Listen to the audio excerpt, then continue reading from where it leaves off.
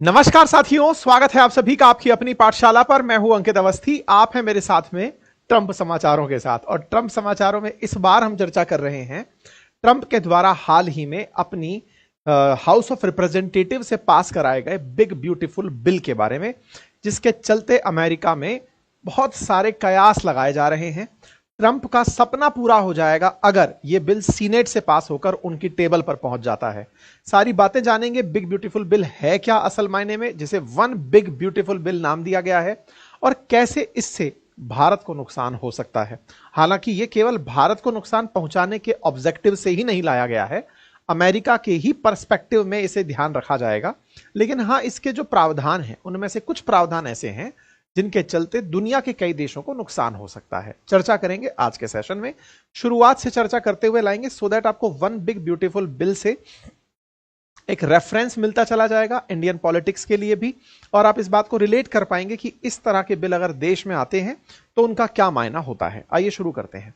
बात है ट्रंप की, और ट्रंप ने जब अमेरिकी चुनाव जीता था तब उन्होंने मेक अमेरिका ग्रेट अगेन के साथ साथ वेल्दी अगेन का नारा दिया था कि हम लोगों को अमीर बनाएंगे।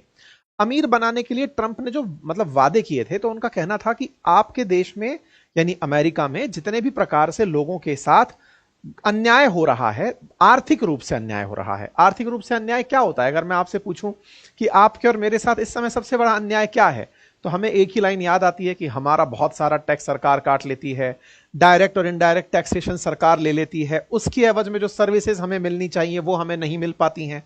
यही टैक्सेशन के मामले में अन्याय कहा जा सकता है। अमेरिका में भी यही हो रहा होगा। वहां के लोगों को भी ये लगता होगा कि सरकार उनसे ज्यादा टैक्स काट लेती है, जो उनको सुविधाएं मिलनी चाहिए वो नहीं मिलती है। तो इन्होंने अपनी तरफ से यह वादा किया था कि मैं अगर राष्ट्रपति बन गया तो आप लोगों की इस प्रॉब्लम को सॉल्व कर दूंगा।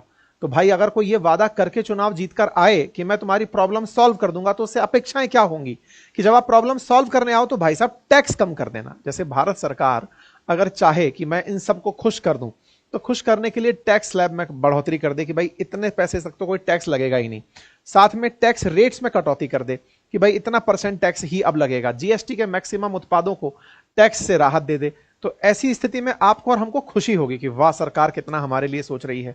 अब इसी मुद्दे को इसने बना करके अगर चुनाव लड़ा हो, तो चुनाव में इसने वादे किए कि चिंता मत करो, मैं सब अच्छा कर दूंगा। अब वो सब अच्छा करने की बारी आई तो ये अपना वादा निभाने चले आए, और वादा निभाते समय इन्होंने जितने भी प्रकार के वादे किए थे, जितने भी प्रकार के वादे मतलब गरीबों से वादा था कि तुम्हारा टैक्स कम कर दूंगा, चलो कर देंगे। अमीरों से कहा कि तुम्हारे लिए भी राहत दूंगा, तुम्हारी टैक्स स्लैब को बढ़ा दूंगा ताकि इतने तक तुम्हारा टैक्स ना लगे, चलो कर दूंगा। फिर और तुम्हारे देश के अंदर अगर ऐसा लग रहा है कि कोई जबरन घुस आया है, उसको यहां से निकाल दूंगा। तमाम प्रकार के जो वादे इन्होंने चुनाव में किए, उन्हें एक ही बिल में समेट कर इन्होंने टेबल कर दिया। ट्रंप ने अपने बिग ब्यूटीफुल बिल को हाउस ऑफ रिप्रेजेंटेटिव से पास भी करवा लिया है। मैं आपको इस बारे में थोड़ी सी जानकारी दे देता हूं, क्योंकि फिलहाल हम इसका चर्चा भारत पर क्या पड़ेगी वो तो करेंगे ही। हेडलाइंस अगर आप गौर करें तो यह है कि ट्रंप का ये जो वन बिग ब्यूटीफुल बिल जो है वो इनके हाउस ऑफ रिप्रेजेंटेटिव से पास हो गया है। तो पहले थोड़ा सा इस बात को समझ लेते हैं, उसके बाद में हम इसको अलग अलग कंटेक्स्ट में समझते हुए आगे बढ़ेंगे। भारत पर कितना प्रभाव पड़ेगा, तो आखिर के 2 बिंदु हैं जिसकी वजह से भारत पर प्रभाव पड़ेगा। अमेरिकी दृष्टि से पहले इसको समझते हुए आगे बढ़ेंगे, लेकिन बिल को समझ लेते हैं। जैसे भारत में अगर कोई चीज कानून बनने वाली होती है तो हमारी संसद के 3 अंग हैं, लोकसभा, राज्यसभा और खुद राष्ट्रपति। बिल को एक्ट में बदलने के लिए लोकसभा राज्यसभा दोनों से पास होकर के राष्ट्रपति की मोहर लगवानी होती है, उनसे पास करवाना होता है। अगर राष्ट्रपति उसे पास कर देता है तो वही बिल एक्ट बन जाता है। ऐसे ही अमेरिकी संसद में, जिसे कांग्रेस कहा जाता है, उसके भी 2 हाउस होते हैं। उच्च सदन, जिसे भारत में राज्यसभा कहते हैं, इनके यहां सीनेट कहा जाता है। और निचला सदन, जिसे भारत में लोकसभा कहते हैं, इनके यहां हाउस ऑफ रिप्रेजेंटेटिव कहते हैं। उस हाउस ऑफ रिप्रेजेंटेटिव में इनके यहां 435 सांसद हैं, तो 2 साल के लिए निर्वाचित होकर आते हैं। 435 में से 6 लोग वोट नहीं देते, 429 देते हैं। ऐसे में जिसके पास 215 वोट हुए, यानी आधे से एक अधिक वोट हुआ, वो अपना बिल पास करा ले जाता है। ट्रंप ने भी क्या यही करवाया? जी हां, ट्रंप ने अपना एक बिल टेबल करवाया अपनी पार्टी की तरफ से इनके हाउस ऑफ रिप्रेजेंटेटिव, यानी कि भारत की लोकसभा की तरह जो हाउस है वहां पर। वहां उसके पक्ष में मतदान हुआ। इंटरेस्टिंग बात यह रही कि मात्र 1 वोट से ही इनका बिल पास हुआ। मतलब 215 बनाम 214, 214 के मुकाबले 215, यानी एक वोट से ये अपना बिल पास करवा पाए हाउस ऑफ रिप्रेजेंटेटिव में। अब ये बिल कहां जाएगा? अब ये बिल उच्च सदन में जाएगा। उच्च सदन यानी सीनेट में जाएगा, जहां सीनेटर्स की संख्या 100 है। वो इस बिल पर अगर सहमति में मोहर लगा देते हैं तो फिर यह बिल यहां से पास होकर राष्ट्रपति की टेबल पर जाएगा, और जब राष्ट्रपति की टेबल पर जाएगा फिर वो उसे मोहर लगाते हैं। तो ये वन बिग बिलियन बिल की जगह वन बिग ब्यूटीफुल, जो बिलियन को बार बार मैं बिलियन डे सेल से निकाल देता हूं, है ना, तो one big beautiful bill act में कन्वर्ट हो जाएगा। ठीक है, तो अब इसके अंदर बहुत सी बातें हैं, उनकी चर्चा भी हम करेंगे। फिलहाल के लिए आप देख सकते हैं इनके हाउस ऑफ रिप्रेजेंटेटिव में किस तरह से वोटिंग हुई थी और किस तरह से ट्रंप की पार्टी के जो रिपब्लिकन्स हैं वो 215 वोट जुगाड़ने में कामयाब हुए। हालांकि ट्रंप के ही समर्थक 2 रिपब्लिकन्स डेमोक्रेट्स के साथ जाकर मिल गए थे, लेकिन फिर भी फाइनली एक मत से यह बिल पास हो गया, और पास होने में जो मेजोरिटी थी उसकी संख्या 429 के लिए 215 थी। यह आंकड़ा जुटाने में कामयाब हुए। ट्रंप निकलते हैं और ट्रंप आकर के इस बिल के बारे में सूचना देते हैं और कहते हैं कि भैया बधाई हो, मैं इस बिल को पास करवाने में यहां से तो कामयाब हो गया हूं, और मैं इस बिल से जो मैसेज दे रहा हूं, अब ध्यान से सुनिएगा, यह सबसे इंपॉर्टेंट है मैसेज अमेरिकन के लिए भी और औरों के लिए भी। क्या मैसेज है? ये कहना चाह रहे हैं कि हमने ऐसा काम कर दिया है जो इतिहास में कभी नहीं हुआ। कैसे? This bill include massive tax cuts, यानी कि इसकी वजह से करों में जबरदस्त कटौती हो जाएगी, मतलब टैक्स लगने कम हो जाएंगे। No tax on tips. Tips की क्या कहानी है? जैसे अपन लोग खाना खाने के बाद किसी को टिप देते हैं कि भाई ये लीजिए, आपने हमारी सेवा की, इसका सेवा शुल्क हम आपको खुशी में दे रहे हैं। अमेरिका में क्या है कि लोग टिप से काफी सारा रोजगार पैदा करते हैं। बहुत सारे बच्चे कॉलेज के बाहर जाकर के, कॉलेज टाइम के बाहर जाकर के जॉब करने के लिए कुछ रेस्टोरेंट्स में काम करते हैं या किसी सर्विस प्लेस पर काम करते हैं। लोग उन्हें टिप देकर जाते हैं, लेकिन टिप भी लोगों की इतनी इकट्ठी हो जाती है कि वो एक सैलरी जितनी हो जाती है। अब टिप के ऊपर सरकार पैसा वसूल लेती थी टैक्स के रूप में। तो जब ये चुनाव लड़ रहे थे उस समय पर इन्होंने कहा था कि हमारी सरकार तो किसी ने टिप दे रखा हो उस पर भी टैक्स ले लेती है। मतलब उस समय बाइडेन की सरकार होती थी। मैं अगर आया तो मैं टिप के ऊपर टैक्स खत्म कर दूंगा, और अगर आप ओवर टाइम कर रहे हैं, भाई आपका समय है, मान लीजिए सुबह 9 से 6 तक का, 9 से 5 तक का, आप एक्स्ट्रा काम कर रहे हैं ताकि तुम दो एक्स्ट्रा पैसा कमाओ, तो उस पर भी मैं टैक्स हटा दूंगा ताकि लोग अपने लिए जो मेहनत करना चाहते हैं वो और अच्छे से कर पाए। तो ओवर टाइम की जरूरत किसको पड़ रही है? जिसको मतलब पैसे की जरूरत है। अब उसको जरूरत है, उसमें से भी सरकार अपना हिस्सा बना ले जा रही है। तो बोले ऐसे में मैं टैक्स कटौती कर दूंगा टिप के ऊपर से और ओवर टाइम के ऊपर से। Tax deduction when you purchase an American made vehicle, अगर आप अमेरिका में बना हुआ व्हीकल खरीदते हैं तो उससे भी टैक्स राहत दूंगा। इसी के साथ साथ along with strong border security measures, pay raises for our ICE and border patrol agents. तो जो इनके यहां पर कस्टम के अधिकारी हैं और जो बॉर्डर पर सिक्योरिटी वाले खड़े होते हैं, इनकी तनख्वाह बढ़ाई जाएगी। साथ ही साथ में गोल्डन डोम नाम से इनके यहां पे raises of over ICE border funding for the golden dome. Golden dome जैसे अब अपन इजराइल के बारे में सुनते हैं ना कि साहब उनके पास में एक ऐसा सिस्टम है, आयरन डोम के नाम से जाना जाता है, जो उन पर आने वाली मिसाइलों को रोक देता है। तो बोले हम एक ऐसा सिस्टम बनाएंगे कि अगर कोई हम पर अंतरिक्ष से भी हमला करे तो भी हम अपने देश को बचा ले जाएं। उसको नाम इन्होंने गोल्डन डोम दिया है। इसके साथ साथ एक अकाउंट खुलवाया है जिसका नाम ट्रंप सेविंग अकाउंट रखा है फॉर न्यू बॉर्न बेबीज। जो बच्चे पैदा हो रहे हैं उनके लिए एक ट्रंप सेविंग अकाउंट है जिसमें $1000 पैदा होते ही, जैसे भारत में होता है बच्चियों के साथ, ऐसा वहां पर सबके साथ होगा, और भी बहुत कुछ। इसके साथ साथ इन्होंने सबको बधाई दी और अपने अपोजिशन वालों को काफी चिढ़ाया ये कहते हुए कि आप लोग चाहते थे कि बॉर्डर को खुला छोड़ दें ताकि दुनिया भर के क्रिमिनल्स आकर अमेरिका में रहें। मैं बॉर्डर पर दीवार खींचने जा रहा हूं। आप लोग चाहते थे कि पुरुष महिलाओं वाले खेल खेलें, ट्रांसजेंडर सबके खेल खेलें। मैं ऐसा नहीं होने दूंगा और मैं जब तक हूं ऐसा बिल्कुल नहीं होने दूंगा। और ऐसा कहकर के इन्होंने इस बिल पर अपनी तरफ से प्रतिक्रिया दी, और इस बिल पर प्रतिक्रिया के साथ ही जो स्पीकर माइक जॉनसन है उन्होंने इसकी बधाई दी कि सर हमारे यहां से तो यह बिल पास हो गया है। ठीक है साहब। अब एक बड़ा सवाल है कि यह कैसा बिल है जिसके अंदर नाम ही बिग ब्यूटीफुल बिल नाम दे दिया गया? ये क्या है? देखिए, जब इसके बारे में डिटेलिंग करने निकलेंगे तो पता चलेगा कि यह मजाक का शब्द है, लेकिन इसको ट्रंप ने सीरियस वर्ड में कन्वर्ट कर दिया है। लोग इनको मजाक में ले लिए थे कि जब ये बहुत सारे प्रॉमिस करते थे और इनसे पूछा जाता था कि आप पूरा कैसा करोगे, बोले सबको एक साथ पास करा दूंगा। तो इसका मतलब बोले जो भी होगा वो एक ही बार में हो जाएगा और मैं एक बार में सबको पास करा दूंगा। तो ट्रंप ने क्या किया कि जो इनके लिए एक प्रकार से चिढ़ाने वाला शब्द था कि इतने सारे प्रोमिसेस कर दिए, कैसे पूरा करोगे, इन्होंने सारे प्रोमिसेस लिखे एक बिल पे और उस एक ही बिल को अपने सीनेट के अंदर और अपने लोक हाउस ऑफ रिप्रेजेंटेटिव में पहुंचा दिया कि लो साहब इसी को पास कर दो। अब इसको आसान भाषा में समझते हैं, जैसे भारत में जब बजट आता है ना, तो बजट कई सारे बिल्स में आता है, जिसमें विनियोग बिल भी होता है, एप्रोप्रिएशन बिल भी होता है ना, फाइनेंस बिल भी होता है, बिल कई सारे होते हैं, तब जाके बजट आता है। फिर उस बजट में अलग अलग प्रकार की मांगे होती हैं। अभी जैसे आपने देखा किसानों के लिए किसान बिल हुआ, या फिर सिटीजनशिप के लिए सिटीजनशिप अमेंडमेंट बिल हुआ, ऐसे बिल आकर के काफी सारे काम एग्जीक्यूट होते हैं। इन भाषा ने क्या किया, सारे बिल लिखे, नीचे सिग्नेचर मार दिया कि ये एक बार में पास होने चाहिए, सिंगल बिल है, और इस सिंगल बिल को नाम बिग ब्यूटीफुल इसलिए दे दो क्योंकि ये किसी एक ऑब्जेक्टिव से नहीं, इससे बहुत सारे ऑब्जेक्टिव रिजॉल्व होंगे, इसलिए इसे बड़ा और खूबसूरत नाम दिया जा रहा है। अदरवाइज किसी ऑब्जेक्टिव स्पेसिफिक होता, जैसे भारत में सिटीजनशिप अमेंडमेंट बिल था, तो सिटीजनशिप के लिए था तो उसको उस नाम से जाना गया। इनने कहा एक ही बिल में जब सब कुछ है तो ये बिग है और ब्यूटीफुल है, ठीक है। ऐसा करके इन्होंने अपनी तरफ से यह काम करने का प्रयास कर दिया है। इन्होंने एक काम और किया, जब पिछली बार जब सरकार में आए थे तब इनका एक बिल हुआ करता था, टैक्स कट एंड जॉब, जो कि बाद में एक्ट बना, उसको ही अब कंटिन्यू करते हुए आगे बढ़ा दिया 2024 में, ठीक है साहब। तो ट्रंप ने अपने जो किए हुए वादे थे उनको पूरा करने के लिए बिग ब्यूटीफुल बिल पास करने के लिए डाल दिया है, और वो big beautiful bill house of representative से पास हो रहा है।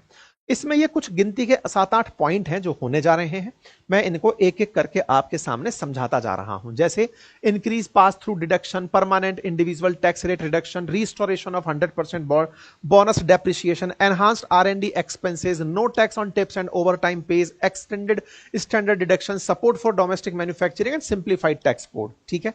इनको एक बार के लिए हम समझते हैं, लेकिन ट्रंप चूंकि चुनाव प्रचार के मूड में ही रहते हैं ताकि इनके भविष्य में जब हाउस ऑफ रिप्रेजेंटेटिव के चुनाव हो तो अपनी बात बताएं, तो ये बताने के लिए कि देखो मैं टिप्स पर टैक्स नहीं लगा रहा हूं, ओवर टाइम पर नहीं लगा रहा हूं, कार अगर लेते हो तो उसमें राहत मिलेगी, जो बात मैंने शुरुआत में बताई वो सारी बातें। तो एक एक करके सारे बिंदुओं को और डिटेल में जानते हैं। सबसे पहला जो काम कर रहे हैं, ये व्यवसायिक और व्यक्तिगत टैक्स में कटौती कर रहे हैं, जिससे अमेरिका के लोग खुश हो जाएं। सबसे इंपॉर्टेंट काम क्या कर रहे हैं कि जो भी लोग जॉब पर जाते हैं उनके टैक्स में कटौती की जाएगी, और टैक्स में कटौती करते हुए अर्थात उनसे कम टैक्स वसूला जाएगा। कम टैक्स वसूलने के लिए इन्होंने क्या किया है, इन्होंने व्यक्तिगत फाइलर्स के लिए $1000 की वृद्धि कर दी है, अर्थात पहले $15,000 पर टैक्स कटना शुरू होता था, अब $16,000 पर होगा, यानी टैक्स स्लैब को थोड़ा सा बढ़ा दिया है। इससे लोगों में फायदा हुआ कि उनका टैक्स कम कटेगा। ऐसे ही बाल टैक्स क्रेडिट यानी चाइल्ड टैक्स क्रेडिट में $500 की अस्थायी वृद्धि की गई है, और यह बढ़ाते हुए $2500 तक ले जाएंगे। यानी बच्चों की वजह से अगर आपका पैसा बच्चों के लिए घर में अगर बच्चा है और आपकी कमाई में $500 की राहत दे देंगे कि आप इस पर भी टैक्स मत दो। क्यों मत दो? क्योंकि बच्चे के काम में आता होगा, इस तरह से, ठीक है। इसी प्रकार से संपत्ति जो एस्टेट टैक्स है उसमें भी एग्जम्पशन को बढ़ाकर $15 मिलियन तक कर दिया गया है, अर्थात जिनके पास संपत्ति है उस पर भी टैक्स लगाने से राहत दे दी है। साथ ही साथ में इन्होंने state and local tax deduction की सीमा को भी $10,000 के आसपास बढ़ा दिया है। मतलब जहां डिमांड थी $10,000 की, उसे $40,000 से $50,000 कर दिया है कि अमीरों पर $50,000 तक कोई टैक्स नहीं लगेगा। कुल मिलाकर के इन्होंने टैक्स स्लैब को इंक्रीज कर दिया है। आसान भाषा में इसको एक लाइन में ऐसे समझ सकते हैं। दूसरा क्या किया है, इनके यहां पर supplement nutrition and assistance program चलता है, उसके लिए इन्होंने $267 बिलियन की कटौती का प्रस्ताव रखा है। फूड सहायता कार्यक्रम है, ये बिल्कुल वैसे जैसे हमारे देश में भी पोषण के नाम पर बच्चों को भोजन दिया जाता है ना, ऐसे ही इनके यहां पर फूड सहायता कार्यक्रम चलता है। इनका कहना है कि इसमें हम केंद्र सरकार से कम पैसा खर्च करवाएंगे, राज्य सरकारों से कहेंगे कि वो इसमें ज्यादा पैसा खर्च करें। केंद्र का $267 बिलियन हम कम करने जा रहे हैं। बोले ऐसा क्यों? बोले लाभ तो राज्य सरकारें लेती हैं, केंद्र इस पर इतना वहन क्यों करे? तो इस तरह से ये केंद्र से उसे राज्य पर ढोलने जा रहे हैं। साथ ही साथ में supplement nutrition and assistance program, जिसको पहले फूड स्टैंप के नाम से जाना जाता था, अब इसमें ऐसे लोगों को जो कि डिसेबल हैं या फिर खाना नहीं खरीद पाते हैं, उनके लिए एक इलेक्ट्रॉनिक बेनिफिट ट्रांसफर कार्ड बना दिया जाएगा, जिससे जाकर वो अपना खाना खरीद पाएंगे। मतलब जैसे भारत के अंदर फूड वितरण कार्यक्रम रहता है, ऐसा अमेरिका में भी रहता है, और इस तरह का कार्यक्रम ये अपने साथ करने जा रहे हैं। एक और जिसका यहां पर विरोध हो रहा है अमेरिका में, वो है मेडिक एड। मतलब जिन लोगों को मेडिकल सेवाएं चाहिए होती थी, अमेरिका में क्या था कि एक बड़ा सारा बिल पैसा खर्च होता था। 824 बिलियन डॉलर तक सालाना खर्च था। किस बात पर? कि भाई लोगों को मेडिकल असिस्टेंस दें। अगर अमेरिकन बीमार हो गया जिसने टैक्स पे किया हुआ है तो उसका इलाज सरकार कराएगी। तो इन्होंने अपनी तरफ से यह कहा कि देखो भाई, अगर आपको सरकारी सुविधाओं का लाभ लेना है तो कम से कम 80 घंटे तो एक महीने में काम करना पड़ेगा। यह नहीं कि हम कुछ भी नहीं करते और सरकार आपका सारा ध्यान रख ले। बोले नहीं, एक 80 घंटे आपको कम से कम काम करना होगा, शिक्षा करनी होगी, सेवा करना होगा, कुछ तो करना होगा जिसके माध्यम से हम आपके ऊपर पैसा खर्च कर पाए। यानी लोगों को काम करने के लिए ये मोटिवेट कर रहे हैं। साथ ही साथ गन लाइसेंसर्स पर टैक्स खत्म कर दिया है। और यह माना भी जाता है कि ट्रंप जो है वो गन कल्चर को बढ़ावा देने वाले व्यक्ति हैं। इनका कहना है कि इस लाइसेंस पर फीस नहीं लगनी चाहिए, तो इन्होंने ये काम कर दिया है। इसके साथ साथ जो नए बच्चे पैदा हो रहे हैं, न्यू बॉर्न बेबी, उनके अकाउंट में $1000 सरकार डाल देगी। बिल्कुल वैसे ही जैसे अपने बच्चा पैदा होने पर, बच्ची पैदा होने पर कुछ उपहार स्वरूप सरकार देती है, ऐसे ही ये $1000 यानी अमेरिका का, अपना इंडिया का 85,000 रुपया सरकार की तरफ से उसके अकाउंट में जमा करा दिया जाएगा। जिस खाते में जमा कराया जाएगा उसे ट्रंप अकाउंट ही नाम दिया गया है। हर परिवार वाले चाहें तो इस खाते में $5000 तक सालाना जमा करा सकते हैं और 18 साल की उम्र से पहला बच्चा इसका पैसा नहीं निकाल सकता।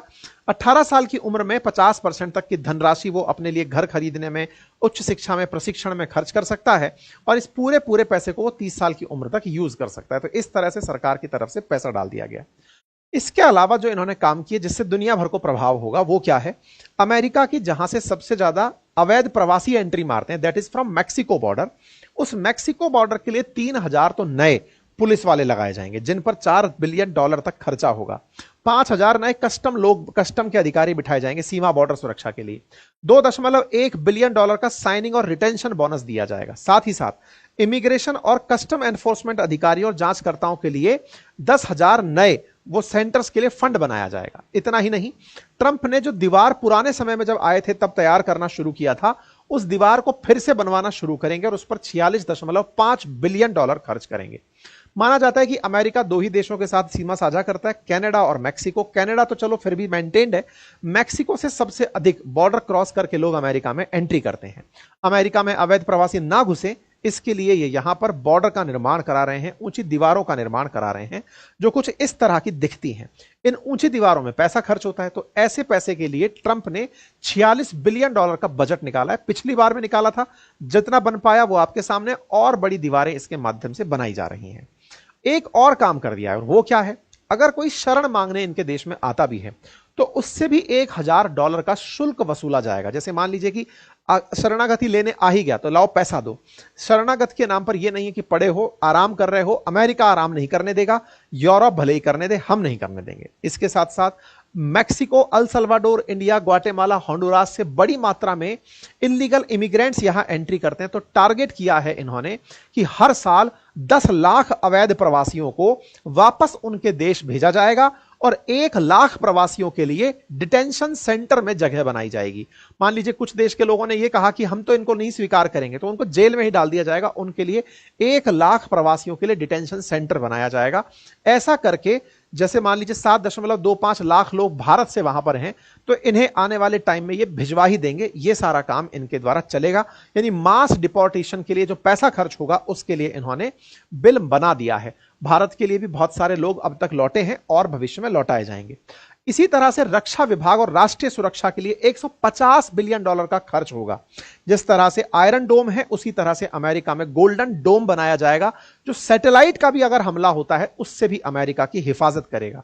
गोल्डन डोम अमेरिका में 2028 तक बनकर आ जाएगा और इसकी वजह से इसके ऊपर हर तरह से सुरक्षा हो सकेगी, अमेरिका को पूर्ण सुरक्षित किया जाएगा। जिसकी वजह से भारत प्रभावित हो सकता है वो है रेमिटेंसेस। रेमिटेंसेस के केस में इन्होंने क्या किया है कि अगर कोई भी देश में रहता हुआ नागरिक, यानी अमेरिका में रहता हुआ नागरिक अपने पुराने देश में पैसा भेजता है तो उसके पैसा भेजने पर 5% अमेरिका टैक्स काटेगा। मान लीजिए कि भारत में अगर कोई व्यक्ति $1000 भेजता है तो वहीं पर $50 उसके कट जाएंगे। अमेरिका ने ऐसा प्रस्ताव किया है। हमारे लिए क्या नुकसान है? हमारे लिए नुकसान यह है कि भारत रेमिटेंसेस से लगभग $118 बिलियन का रेमिटेंस प्राप्त करता है। दुनिया में सबसे अधिक विदेशी संप्रेषित धन प्राप्त करने वाला देश भारत है। ऐसे में अमेरिका से लगभग $32 बिलियन के आसपास भारत में वो पैसा आता है।